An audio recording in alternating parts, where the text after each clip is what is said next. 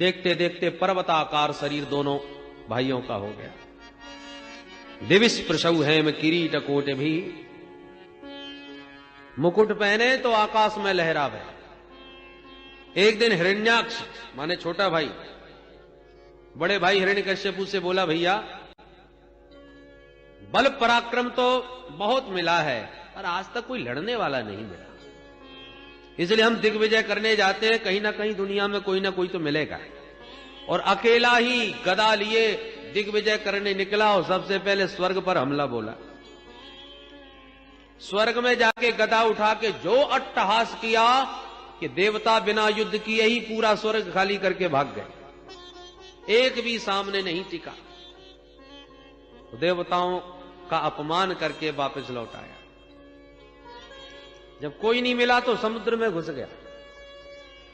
समुद्र के भीतर प्रविष्ट होकर के वरुण देवता को ललकारने लगा, ए भैया तेरा बहुत नाम सुना है हमने, चल दो हाथ कर। वरुण देवता ने सोचा इस दुष्ट से पिंड छुड़ाने में ही कल्याण है। हाथ जोड़ के बोले, भैया जब तेरी उम्र के थे ना तो हमारे हाथ में भी बहुत खुजली मचती थी लड़ने को, पर अब हम बुढ़े हो गए हैं। आशीर्वाद देते हैं, भगवान से प्रार्थना करते हैं कि तुम्हारी इच्छा जल्दी पूरी करें। और यूं कह सुनकर के वरुण जी ने पिंड छुड़ाया, उनको भी अपमानित करके लौट आए। अचानक रास्ते में देवर्षि नारद से भेंट हो गई तो पकड़ लिए, ए बाबा ये क्या नारायण नारायण रट लगाई घूमते हैं, कुछ लड़ना भिड़ना आता है? नारद जी बोले, नाना भैया लड़ना भिड़ना तो कुछ नहीं आता, पर लड़ाना भिड़ाना खूब आता है। अरे तो फिर बताओ कोई। नारद जी ने कहा, चिंता मत करो, ऐसा उपाय बताऊंगा कि लड़ने वाला स्वयं तुम्हारे पास आएगा। नारद जी तो परम कुशल हैं। अंत तो गत्वा जब कहीं कोई नहीं टकराया तो हिरण्याक्ष ने फिर एक ही उपाय निकाला कि पृथ्वी का ही हरण करके ले गया। और पृथ्वी का हरण करके जब जल में प्रविष्ट हो गया तब इधर ब्रह्मा जी ने प्रभु का ध्यान किया और ब्रह्मा जी की छींक से नासकारंध्र द्वारा भगवान बराह का प्राकट्य हुआ। बोल बराह भगवान की। अंगूठे जैसा भगवान का बराह रूप था और देखते देखते पर्वताकार रूप हो गया।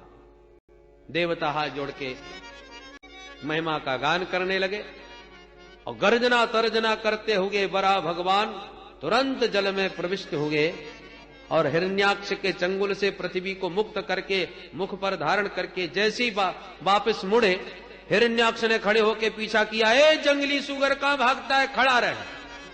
पर भगवान ने एक नहीं सुनी, भागते गए। और जब यथास्थान ला करके भूदेवी को स्थापित कर दिया तब भगवान खड़े होके बोले, आइए श्रीमान जी अब बताइए आप क्या कह रहे थे।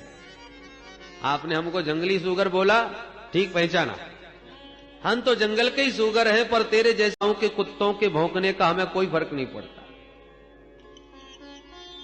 संस्कृत में किसी को गाली भी दो तो सुनने वाला अपनी तारीफ समझेगा। संस्कृत की गालियां भी इतनी मीठी मीठी। अब किसी से कहो कि आओ ग्राम सिंह, तो सुनने वाला क्या समझेगा कि हम अपने गांव में शेर की तरह रहते हैं इसलिए हमको ग्राम सिंह बोला। पर ग्राम सिंह नाम है कुत्ते का, जो अपने गांव में तो सिंह की तरह भौंकता है और दूसरे के गांव में दुमदमा के भागता है। तो ग्राम सिंह माने कुत्ता। भगवान बोले, सत्यम वयम भो वन गोचरा मृगा युष्मद विधान मृगये ग्राम सिंहान। तुमने ठीक पहचाना कि हम तो वन गोचर हैं, पर तेरे जैसे गांव के कुत्तों का कोई हमको भौंकने से फर्क नहीं पड़ता। तब तो लाल पीला हो गया हिरण्याक्ष, गदा घुमा करके भगवान पर प्रहार किया। इसके प्रहार से भगवान की गदा हाथ से छूट गई। देवता लोग घबरा गए, ये क्या हो रहा है। इशारा करते हैं, प्रभु जल्दी करना, क्योंकि सूर्यास्त के बाद राक्षसों का बल और बढ़ जाता है। भगवान को हंसी आने लगी, देखो ये कितने डरे हुए हैं कि मेरी शक्ति में भी संदेह कर रहे हैं। भयंकर युद्ध हुआ। उस युद्ध में बहुत माया भी हिरण्याक्ष ने दिखाई, और भगवान के मायापति के सामने एक माया न चली। अंत में भगवान ने दौड़ करके एक थप्पड़ गाल पे मारा, करेण कर्ण मूले हन यथा त्वाष्टम मरुत्पति। एक प्रहार जब गाल पर किया तो एक थप्पड़ में ही वराह भगवान के हाथों हिरण्याक्ष की आंखें बाहर निकली चली आई, रक्त बमन करता हुआ धड़ामदी से धरती पर गिरा। बोल वराह भगवान की। पर देवताओं ने जय जयकार नहीं बोली। किसी को भी विश्वास नहीं कि एक थप्पड़ में मर जाएगा। पर जब बड़ी देर तक खड़ा नहीं हुआ तो देवता कानाफूसी करने लगता है गया काम से। अरे चलो यदि मर गया तो भगवान की स्तुति करें, उनकी महिमा का गान करें, इतना बड़ा कार्य किया है। दूसरा बोला कहीं चले गए और वो जिंदा निकला तब लेने के देने पड़ जाएंगे। अच्छा ये भी बात ठीक है, तो फिर क्या किया जाए। हिम्मत बांध के जैसे तैसे देवता लोग भगवान के सामने आए। अब हाथ जोड़ के स्तुति भी कर रहे हैं, पर सबकी दृष्टि हिरण्याक्ष के मुख पर है, मरा है कि जिंदा। और देवता भी स्तुति इस ढंग से कर रहे हैं कि कदाचित जिंदा हो तो इसको भी बुरा ना लगना चाहिए। ऐसी स्तुति करो जो इसमें इसकी बुराई ना हो। तो भगवान की स्तुति कैसे कर रहे हैं। अहो इमाम को नु लभेत संस्थिति। प्रभो इस महाभाग्यशाली को आपने कौन सी गति प्रदान करी होगी, क्योंकि जगत में इसके समान भाग्यशाली हमें दूसरा कोई दिखाई ही नहीं पड़ता। यम योगिनो योग समाधिना रहो, ध्यायन्ति लिंगा दसतो मुमुक्षया, तस्यैष दैत्य ऋषभ पदाहतो, मुखम प्रपश्यन्तनुमुत्ससर्जः। देवता कहते हैं प्रभु बड़े बड़े योगींद्र मुनींद्र संत निरंतर योगाभ्यास करते हैं, तब कहीं जाके समाधि में एक झलक आपकी मिल पाती है। कितनी साधना करने के बाद आपका वह दिव्य दर्शन उन्हें प्राप्त होता है। पर इस भाग्यशाली को देखो, आपके मुख कमल की दिव्य छटा का दर्शन करते करते इसने प्राण त्यागे, और मरने के बाद भी देखो इसकी फटी फटी आंखें अभी भी आपको ही निहार रही हैं। कितना बड़भागी है। भगवान समझ गए ये मेरी स्तुति गा रहे हैं कि उसकी गा रहे हैं।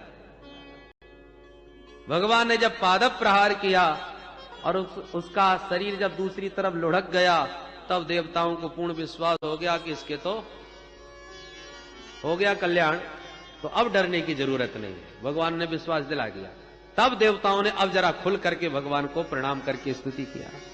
नमो नमस्ते खिल यज्ञ तंतवे, स्थितौ गृहीता मल सत्वमूर्तये, दिष्ट्या हतोऽयं जगतामरुन्तुतर, त्वत्पाद भक्त्या वयमे सनिर्वृता।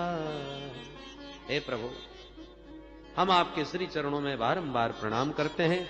बड़े सौभाग्य की बात है जो इस दुष्ट का आपने दमन कर दिया।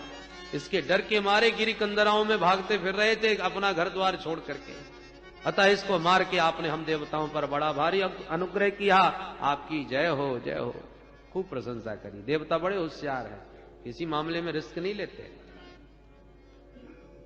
भगवान को प्रणाम किया, प्रभु अंतर्धान हो गए।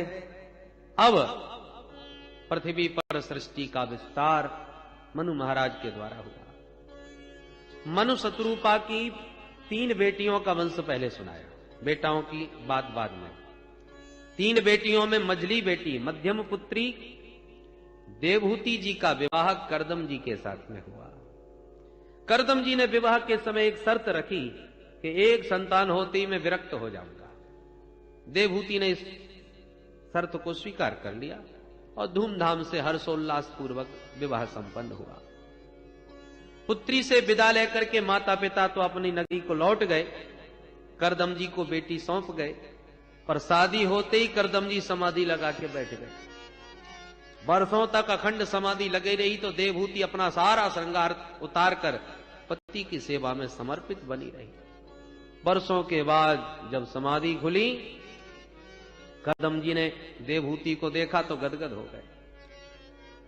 तुष्टो हमद्य तव मान विमान दाया, शुश्रूषया परमया परया च भक्त्या, यो देहिना मयमतीव सुहृत्वदेहो नावेक्षिता समुचिता क्षपितुम मदर्थे। हे मानवी तुष्टो हम, हरि मनुपुत्री हम तेरी सेवा से बड़े प्रसन्न भये। संसार में सबसे ज्यादा प्यारा लगता है तो अपना शरीर, और तुमने तो मेरी सेवा के लिए अपने शरीर का भी कोई ध्यान नहीं रखा। देवी बोलो क्या चाहती हो?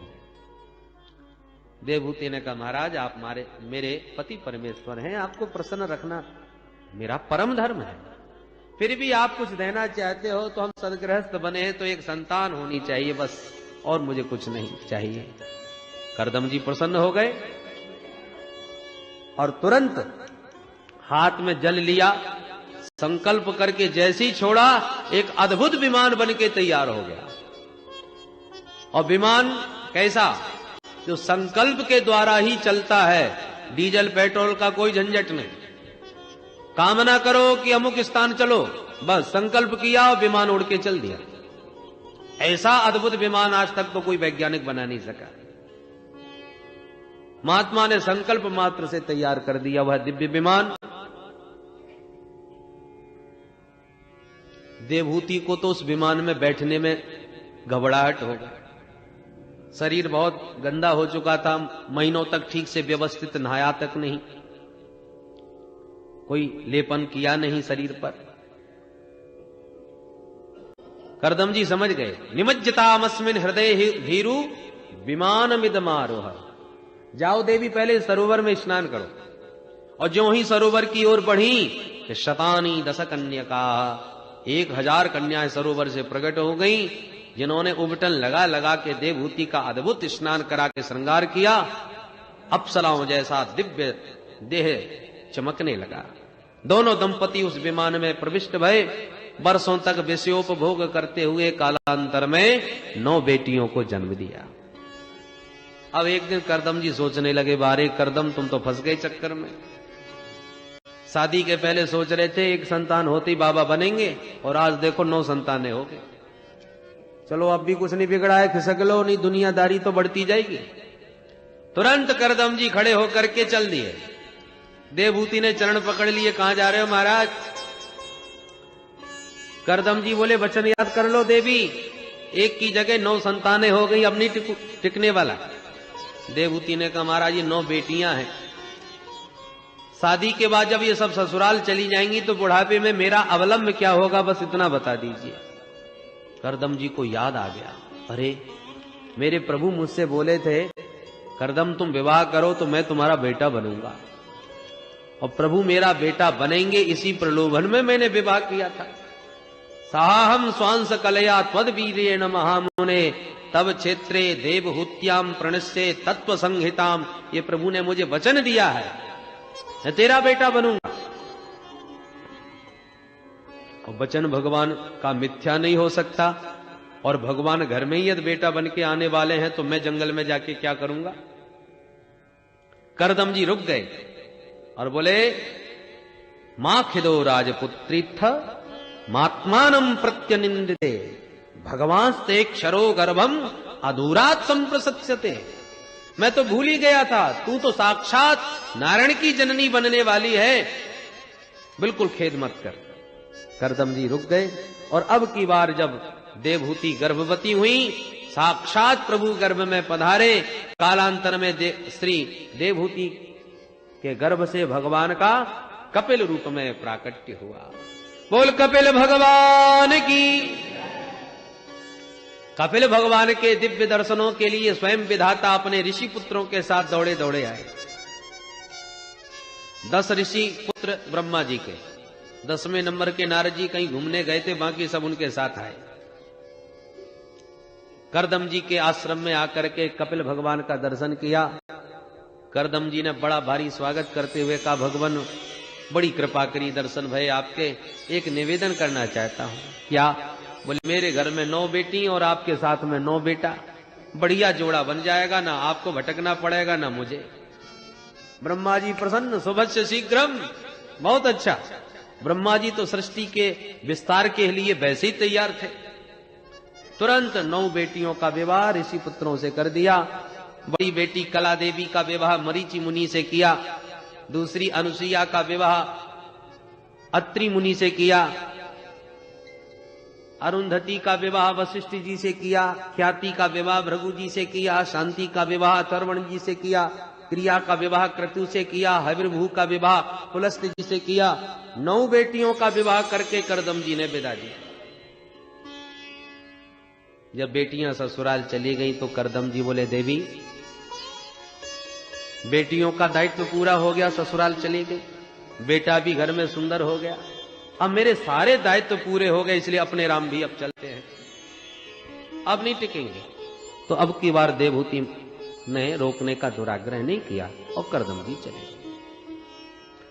घर में कितनी भी अनुकूलता हो, परंतु चतुर्थ चरण में घर की आसक्ति छोड़ ही देना चाहिए। परिवार के लोग आंख निकाल के डांटे फटकारें तब भागे, तब क्या भागे। अनुकूलता में भी विरक्ति हो, वो सच्चा वैराग्य है। परिस्थिति का वैराग्य ज्यादा टिकाऊ नहीं होता। बोलो जय श्री कृष्ण। करदम जी का तो देखिए, जिसकी देवहूति जैसी पत्नी। करदम जी समाधि में बैठ गए तो देवहूति भी सारा श्रृंगार त्याग के बैठ गए। हर प्रकार की अनुकूलता पत्नी की। बेटियां अनुसुईया जैसी, दामाद भृगु वशिष्ठ जैसे, पुत्र कपिल जैसा।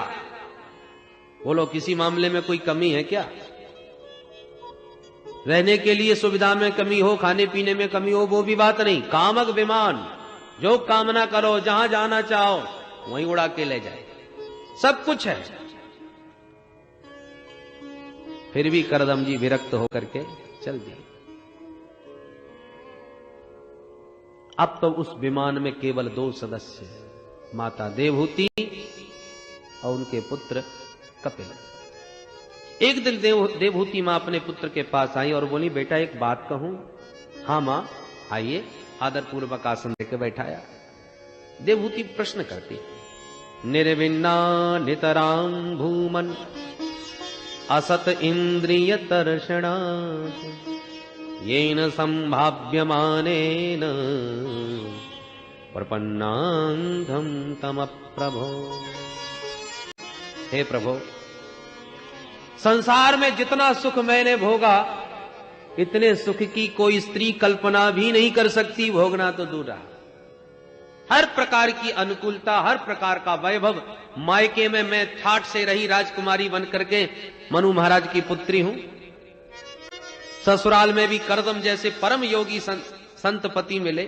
काम विमान में सारा दिव्य लोक भोगों का सेवन कराया, परंतु इतना सब पाने के बाद भी मेरी आत्मा अतृप्त है, मेरा मन अभी भी असंतुष्ट है।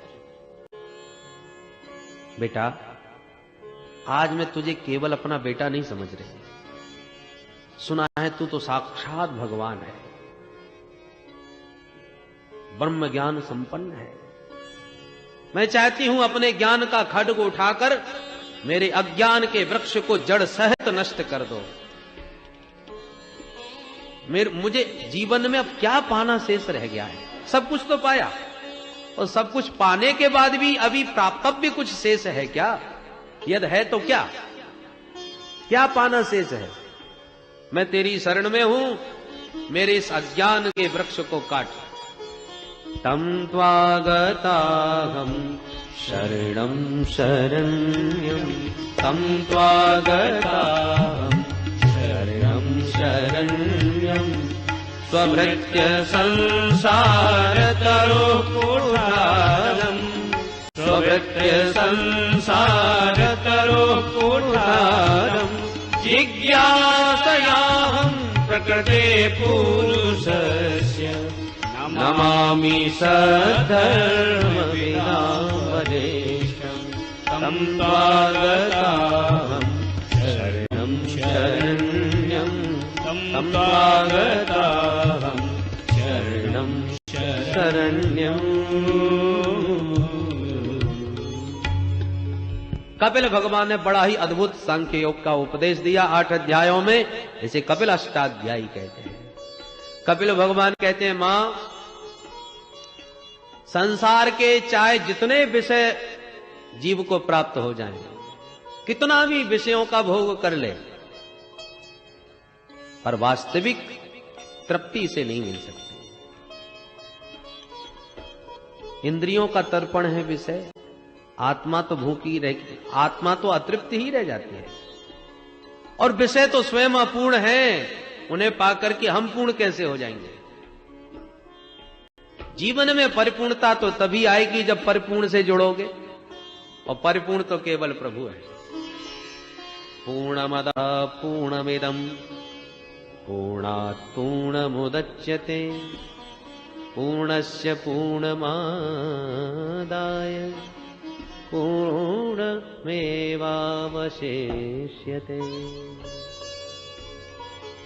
उस परिपूर्ण प्रभु के पाद पद्मों को पाए बिना जीवन में परिपूर्णता का आनंद आ ही नहीं सकता। तो फिर आप क्या करें?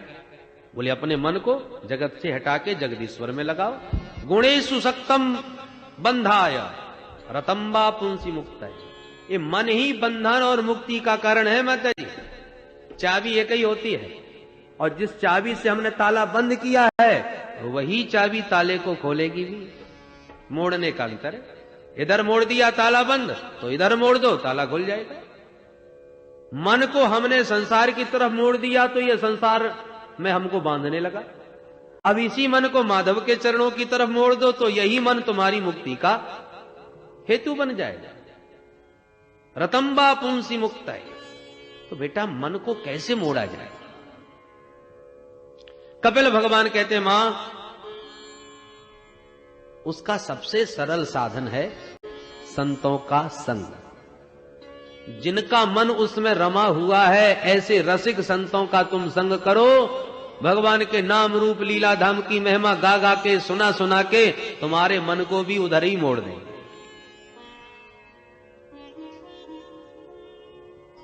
बीड़ी पीने वाले के संग में रहो, वो भी तुम्हें बीड़ी पिनाना सिखाई देगा। तंबाकू वाले के संग में ज्यादा रहो तो किसी न किसी दिन आपको भी चस्का लगाई देगा। जैसी संगत वैसी रंगत। अरे जब ये दुर्व्यसनी लोग अपने अपने संगत वालों को उसी व्यसन का रसिक बना देते हैं, तो जो भगवत रसिक हैं, उस दिव्याति दिव्य रस में सर्वदा निमग्न रहने वाले रसिक हैं, उनका संग करोगे तो क्या वो नहीं लगाएंगे तुम्हें उधर? अच्छा बेटा, तो कैसे पता चले कि ये भगवत रसिक है? साधु की पहचान क्या है? किसका संग करें? कपिल भगवान कहते हैं साधुओं के 5 लक्षण। कौन कौन?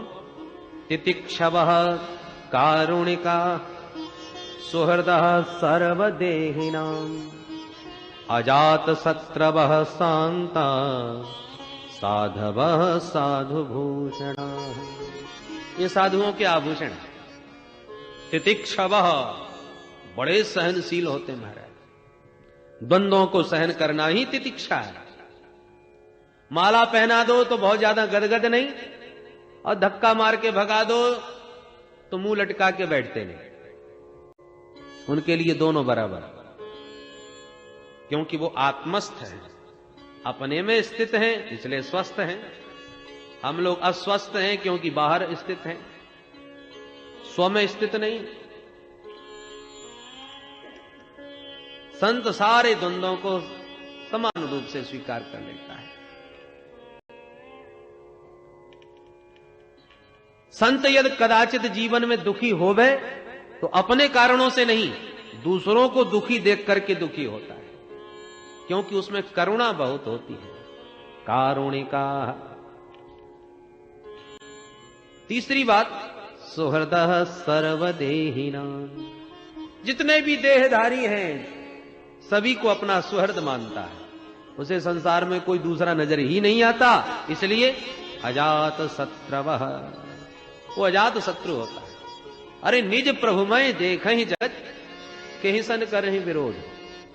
जो सब में अपने प्यारे का दर्शन करेगा तो अब बैर करे तो किससे करे? ये सारा शरीर हमारा है, बताने की जरूरत नहीं, सबको ज्ञान है। पर इस शरीर में कितने अंग हैं? आंख है, नाक है, दांत है, जीव है, अधर है, ओष्ठ है, केश हैं, हाथ हैं, पैर हैं, अंगुली है, अंगूठे हैं, पेट है, कितने नाम, और उन सबको मिलाकर के हमारा शरीर एक है। ये ज्ञान हमको सहज है, सारे अंग हमारे हैं। अब इन्हीं शरीर में कभी कभी भोजन करते समय हमारे दांतों से जीभ कट जाती है, तो क्या हम इनको अलग अलग मानते हैं? यदि अलग अलग मानते ना तो क्रोध जरूर आता दांतों पर, क्यों रे दुष्टो, तुम इतने क्रूर हो, 32 चारों तरफ से उस कोमल सी जिह्वा को घेर के सताते रहते हो, इतना कष्ट उस बेचारी जिह्वा को दिया, अब तुम्हें हम देखते हैं। हथौड़ा लेके 2-4 दांत आज तक किसी ने टपकाए? उनको दंड क्यों नहीं दिया? अरे भाई, कोई अत्याचार करे किसी निर्बल पर और आप समर्थ हो तो क्या उसे दंड नहीं दोगे? तो आप समर्थ हो, दांत तुम्हारे ही अधीन हैं, यदि उन्होंने जिह्वा को काट दिया तो तुम दांतों को दंड दो, तोड़ दो। क्यों नहीं तोड़े? क्योंकि सभी जानते हैं दांत भी तो हमारे ही है। अब जिह्वा कट गई, उसका दर्द तो हो ही रहा है, दांत तोड़ देंगे तो और डबल हो जाएगा, क्योंकि दर्द तो हमको ही होगा। ये ज्ञान हमको ठीक से है, इसलिए हम दांतों को दंड नहीं देते। जिह्वाम क्वचित संदसति त्वदद्भिः तद वेदनायाम कथमाय कुप्पेत यदंग मंगेन निहन्यते क्वचित क्रुद्धेत कस्मै पुरुषः स्वदेहे। किस पर क्रोध करें? ये ज्ञान हो जाने से संत अजात शत्रु हो जाता है, वो किसी से बैर नहीं करता। सिया राम मैं सब जग जाने, सिया राम मैं सब जग जाने, करऊं प्रणाम जोरि जुग पाने, करऊं प्रणाम जोरि जुग पाने। सिया राम मैं सब जग जाने, सिया राम मैं सब जग जाने। मां, ऐसे संतों के संग में रहने से होगा क्या? सताम प्रसंगान मम वीर्य संविदो भवन्ति हृत कर्ण रसायना कथा तज्जोषणादास्वपवर्ग वर्त्मनि श्रद्धा रतिर् भक्तिरनुक्रमेष्यति। उन संतों के बीच में बैठोगे तो 24 घंटे वो मेरी महिमा सुनाएंगे, मेरी मधुर मधुर कथा सुनाएंगे। नाम की महिमा, रूप की महिमा, स्वभाव की महिमा, प्रभाव की महिमा, भगवान की कृपालुता की महिमा, भगवान के करुणामय स्वभाव की महिमा इतनी सुनाएंगे कि सुन सुन के आप अपने आप ही दीवाने हो जाओगे। श्रद्धा रति भक्ति, अपने आप भगवान की महिमा को सुनकर के श्रद्धा उत्पन्न होगी, फिर धीरे धीरे प्रेम जागता जाएगा और वही प्रेम बढ़ते बढ़ते विशुद्ध भक्ति आपके हृदय में स्थित रहेगी। इसलिए मां, सबसे बढ़िया सरल साधन है संतों का संग। सृष्टि प्रक्रिया भी बहुत विस्तार से बतलाई, ध्यान के बारे में भी कपिल भगवान बतलाते हैं। अष्टांग योग का वर्णन करते हुए यम नियम आसन प्राणायाम प्रत्याहार धारणा ध्यान और समाधि, 5 प्रकार के यम, 5 प्रकार के नियम। साधक को चाहिए सबसे पहले पावन भूमि का चयन करे, क्योंकि भूमि का भी प्रभाव मन पर पड़ता है। इसलिए शुचौ देशे प्रतिष्ठाप्य विजितासनम आसनम, पावन भूमि पर बैठ के आसन को जीतकर विशुद्ध भाव से प्राणायाम के द्वारा मन को शुद्ध करके और फिर भगवान का ध्यान चरणों से प्रारंभ करें। स्वनाशाग्रावलोकन, नासिका के अग्रभाग का अवलोकन करते हुए भगवान का ध्यान करें। चरण कैसे हैं? संचिंतयेद भगवत चरणारविंदम वज्रांकुशध्वज सरोरुहलांछनाढ्यम उत्तुंग रक्तविलसन्नख चक्रवाल ज्योत्स्नाभिराहत महद्हृदयान्धकारम्।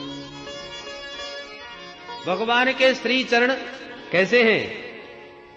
लाल लाल भगवान के तलवे हैं, ऊपर को उभरे हुए हैं, उत्तुंग रक्त बिलसत, उभरे हुए बाहर को लाल लाल तलवे हैं। उन तलवों में बढ़िया बढ़िया चिन्ह बने हुए हैं, वज्र का है, अंकुश का है, ध्वजा का है, कमल का है, जौ का है, ये सब चिन्ह हैं। उन एक एक चिन्हों का भगवान के पाद तल में ध्यान करना चाहिए। तलवे की लालमा में जब खूब चित्त चिपक जाए तब फिर भगवान के चरणों के नखों का ध्यान करने चाहिए। पूर्णिमा के चंद्रमा की तरह चमक रहे हैं भगवान के पदनख, उसमें से प्रकाश निकल रहा है, ज्योत्सना निकल रही है। उस भगवान के पदनख चंद्रिका की ज्योत से साधक के हृदय का सारा अंधकार नष्ट हो जाता है।